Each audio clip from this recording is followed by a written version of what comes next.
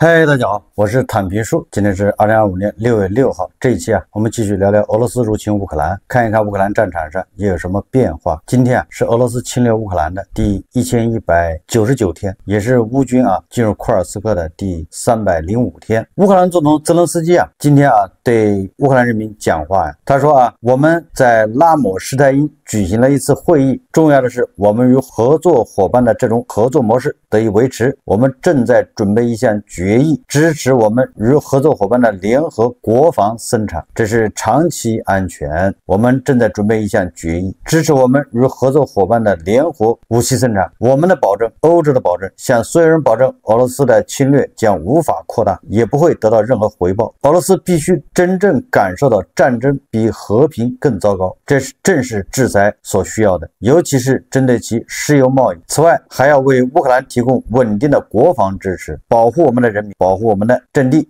同时，乌克兰军方还发布了视频该视频显示，俄军第26导弹旅部署在布良斯克州的一辆伊斯坎德尔导弹发射车被乌军摧毁。乌克兰武装部队与乌克兰安全局及其他国防力量协同行动，对俄罗斯导弹部队集结区域实施了导弹打击。俄罗斯军队第26导弹旅的一个部队从俄罗斯的布良斯克州克林茨市地区试图对乌克兰的一个居民点发动袭击，他们的目标很有可能是基辅。由于情报工作有效，以及乌克兰武装部队和安全各部队的协调行动，目标成功被击中。一辆由俄罗斯导弹发射车发生爆炸，另外2辆很有可能遭到损坏。根据俄罗斯国防部的这个通报说6月5号过去24小时，俄军在苏梅、哈尔科夫、顿涅茨克、扎波罗热等方向击退乌军多次进攻，并发动多次攻势。俄防空部队击落乌军1枚海马斯火箭弹和155架固定翼无人机。按照俄罗斯国防部的说法，那双方在哈尔科夫、苏梅还有扎波罗热的交战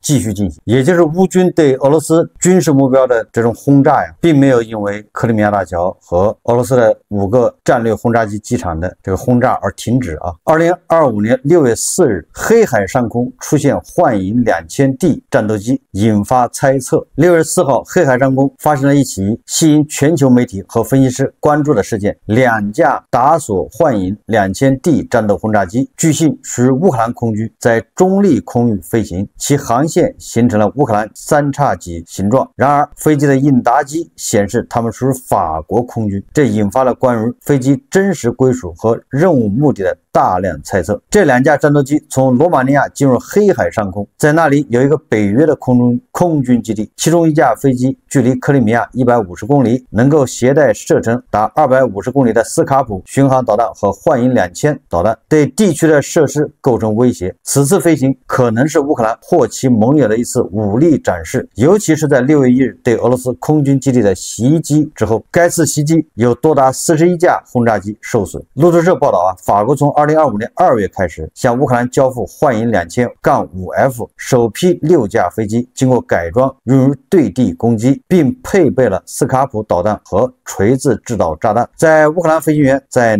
南西接受训练后抵达乌克兰。然而，在黑海飞行中的幻影 2000D 是双座攻击型飞机，其移交尚未得到官方确认，也就是这个法国很有可能已经把这个幻影 2000D 送到了乌克兰，或者是法国人还在驾驶这些飞机，但是他已经挂在了乌克兰国防部的名下，为乌军在效劳，执行战斗任务。我们再看看这个乌克兰安全局对俄罗斯的战略航空部队的打击现在还有什么一些影响根据乌克兰安全局消息人士透露俄方将未受损的飞机运至现场，替代那些被烧毁的设备，以便在卫星图像中掩盖被击中的战机痕迹。开源情报分析人士也记录到类似情况，在某一被袭击的机场，6月2日的卫星图像上可以看到一架受损的图95轰炸机，而在6月4日的图像中，该位置上已经换成了一架完好的图95。调包计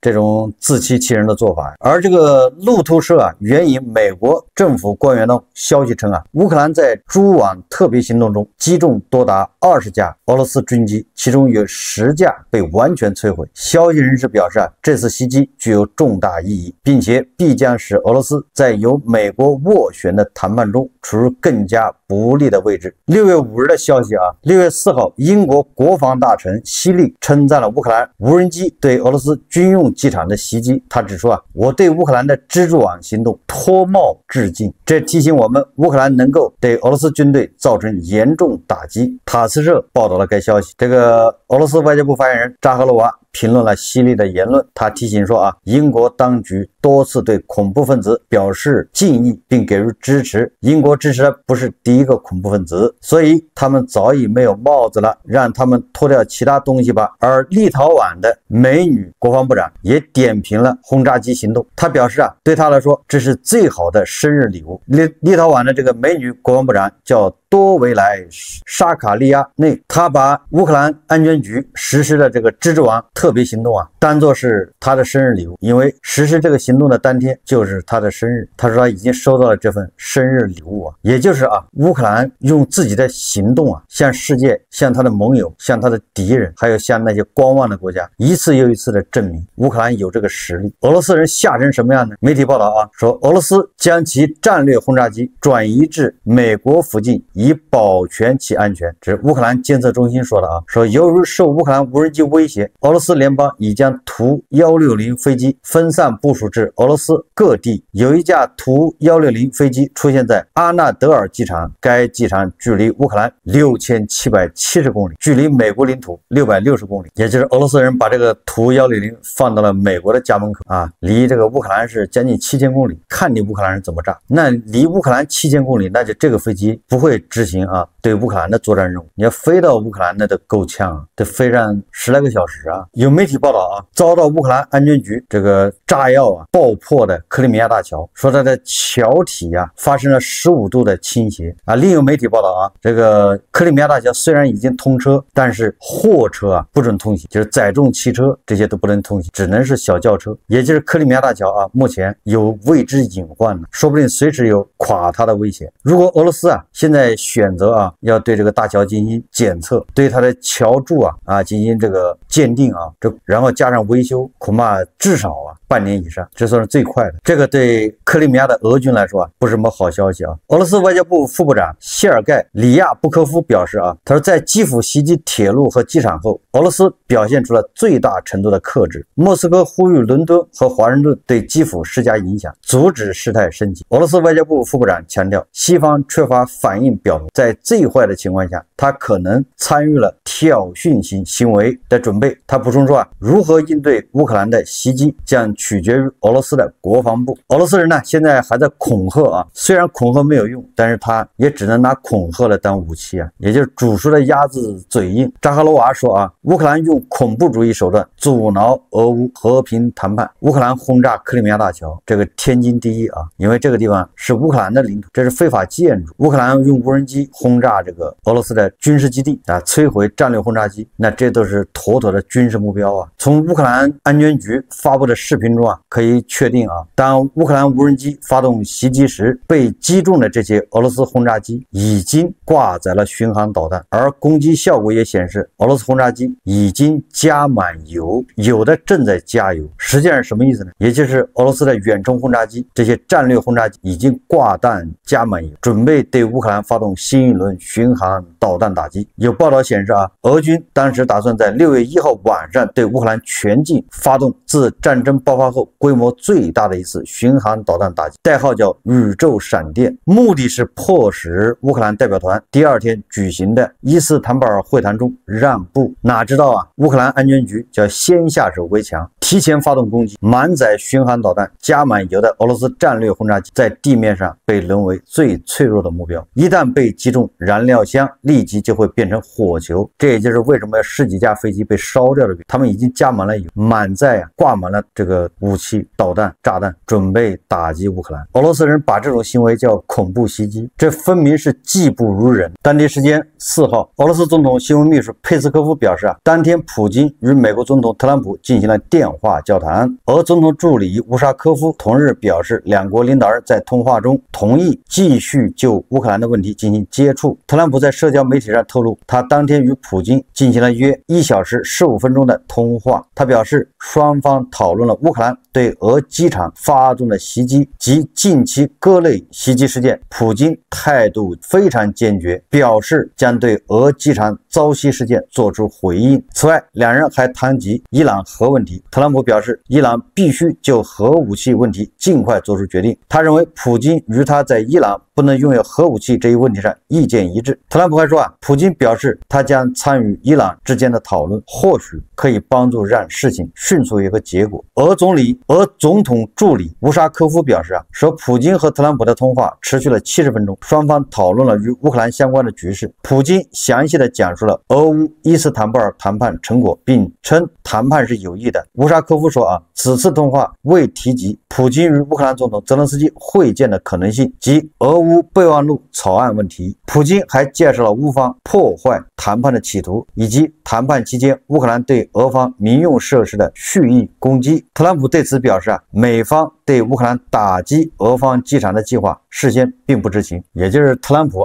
屁颠屁颠的又给普京打了个电话，两人又聊了半天，又被普京忽悠一顿。完了，普京还让他带个话，所以这个特朗普马上发了个社交媒体皇军让我带个话，也就是普京一定会报复的。从这个双方聊到伊朗的核问题很显然普京又拿伊朗做筹码忽悠特朗普，对吧？让特朗普在俄乌问题上给他帮忙，给他出力。对俄罗斯来说伊朗就是用来出卖的。普京表示他将参与和伊朗之间的讨论，或许可以帮助让事情迅速有个结果，这就是给特朗普的筹码。那你特朗普怎么感谢普京？那特朗普只能在俄乌问题上面再偏向普京，也就是接下来很有可能普京要对乌克兰开展大规模的这个报复行动，说不定已经开始了，说不定现在轰炸也是报复的一部分。特朗普还是拿这个俄乌问题在跟普京做交易。普京并没有告诉特朗普这个乌克兰人无人机的轰炸给他们的战略轰炸机造成了多大的损失，他没有说，然后就说袭击了他们，然后把他的火车这个脱轨也都算到了乌克兰人头上。普京在通话中还告诉特朗普，他认为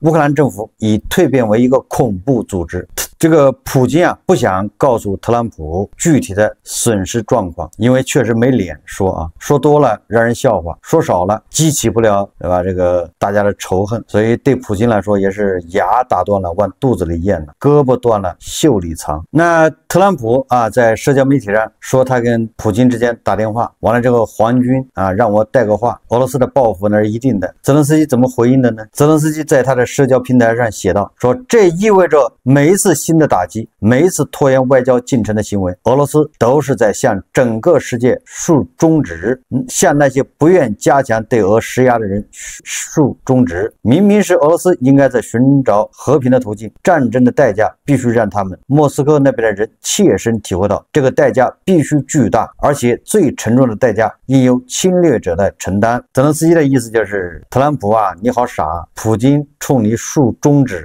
你还在那喜滋滋的。俄罗斯总统普京在与俄罗斯政府官员举行视频会议时说乌克兰近期对俄罗斯的一系列袭击旨在破坏和谈。普京说在俄乌日前与土耳其伊斯坦布尔开启第二轮谈判前夕，乌克兰对俄罗斯布良斯克州和库尔斯克州铁路线发动袭击，明显以平民为目标，目的是扰乱和破坏和谈。另外这个新任教皇叫利奥14世，刚刚也跟普京通了电话，教皇敦促俄罗斯采取和平措施，强调对话对于双方建立了积极联系并找到冲突解决方案的重要性。瑞典宣布为乌军拨款 4.4 亿欧元，用于购买生产火炮、弹药、无人机和其他武器。德国准备从合作伙伴那里购买爱国者系统，并转让给乌克兰。皮斯托利乌斯说我们呼吁美国和其他盟友提供爱国者系统或类似系统。我们还建议考虑付费购买即将提供的系统，因为现在速度很重要，我们不能等制造商交货，这太耗时了。也就是德国出钱买这个爱国者导弹系统送到乌克兰。各国国防部长齐聚德国的拉姆施泰因召开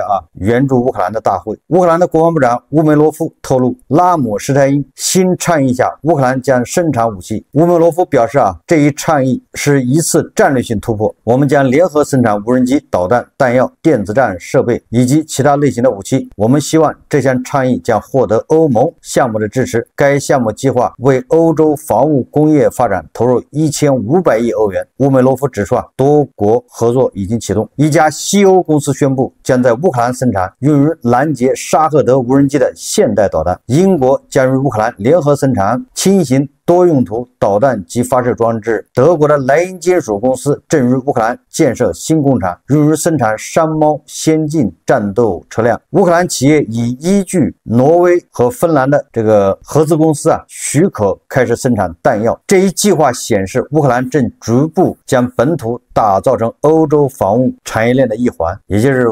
乌克兰把自己打造成整个欧洲安全的一部分。就在这个拉姆施泰因会议期间立陶宛国防部长萨卡利埃内发出严厉警告，呼吁各国立即加大对硬防务的投资，否则后果严重。他表示如果不在未来几年内大幅提升军力与武器系统，那么也许我们下次再聚时就要开始学俄语了。萨卡利埃内表示，如果北约各国不能尽快增加国防开支，且在对俄罗斯的制裁或与乌克兰的谈判问题上出现一些奇怪的决定，那么我们下次开会的时候只能说好吧，我们之前有点失误了，也许我们可以开始学俄语了。他声称要确保俄罗斯帝国不扩张至北约，2032年军力建设目标远远太迟。他呼吁将国防支出提高至 GDP 的 5%， 并警告如果再迟疑，俄罗斯的下一步将更危险，而北约可能措手不及。大家看视频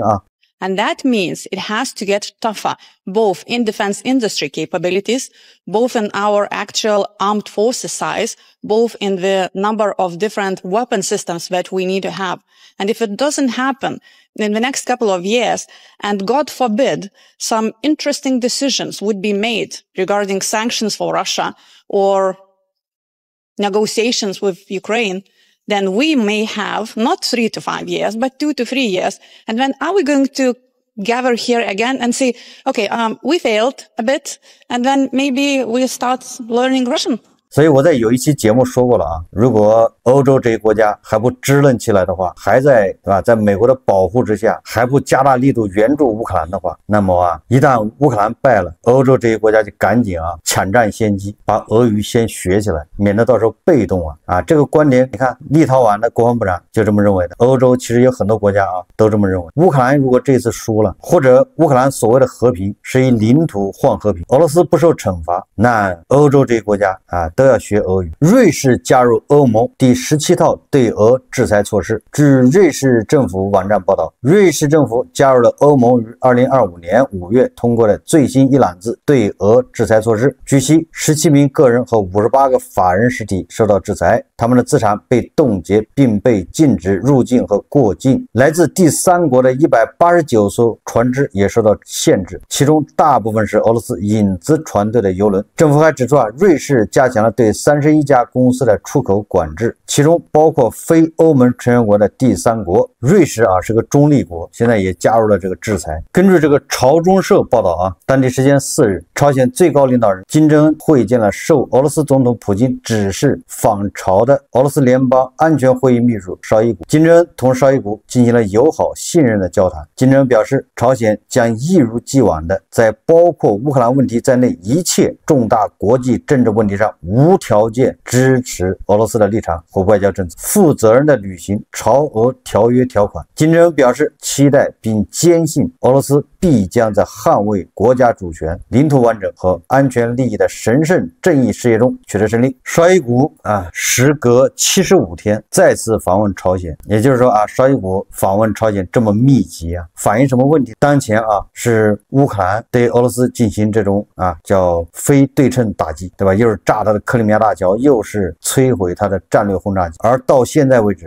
已经将近1周过去了，普京的态度是模棱两可。但虽然他就跟特朗普说要不要报复要看军方评估的后果，也就是他要报复，实际上呢是巧妇难为无米之炊他没有什么好报复。也就是如果还像以前那样用这个巡航导弹、匕首、口径导弹、沙赫的无人机去轰炸，那没有任何效果，无非数量上再增加一些，对吧？以往是发射几十枚巡航导弹，200架无人机，这回给它翻倍，对吧？200枚巡航导弹，对吧？500架无人机，也顶多这样。俄罗斯也不富裕，一次拿这么多出来来挺难的，要攒很长时间。如果用帧数导弹呢来打一下这个乌克兰特定的目标，比如说安全局大楼或者是乌克兰的情报局大楼，普京也得掂量掂量，这属于引火烧身了。因为你呢今天能打乌克兰的这个对吧行政大楼那乌克兰明天他就可以炸克里姆林宫，这没什么好说的，就是你做初一，他做15，就你敢这么搞，他也敢搞因为乌克兰现在针对的目标都是军事目标，对吧？虽然俄罗斯人在那个干扰视线、颠倒黑白，人家打的是你的战斗机翼、你的预警机翼，对吧？克里米亚大桥那也不是炸了一次了，你修好人家就炸，那是伪战舰。乌克兰做事还是很有底线的。目前来看俄罗斯方面也还算是有底线吧，因为他虽然在乌克兰搞了一个布查惨案，还几个惨案，但到目前来说相对来说双方都还是有底线的。那就看谁先突破这个底线。你敢用帧数导弹打击乌克兰的这个行政中心，那乌克兰他一定会策划炸克里姆林宫。所以说这个常规的这种报复，对吧？加量不加价，这个意义不是太大。所以他这次跑到朝鲜去我个人分析恐怕又是搬救兵去了。因为你看双方在前线基本上是处于焦灼状态、僵持状态，那么他很有可能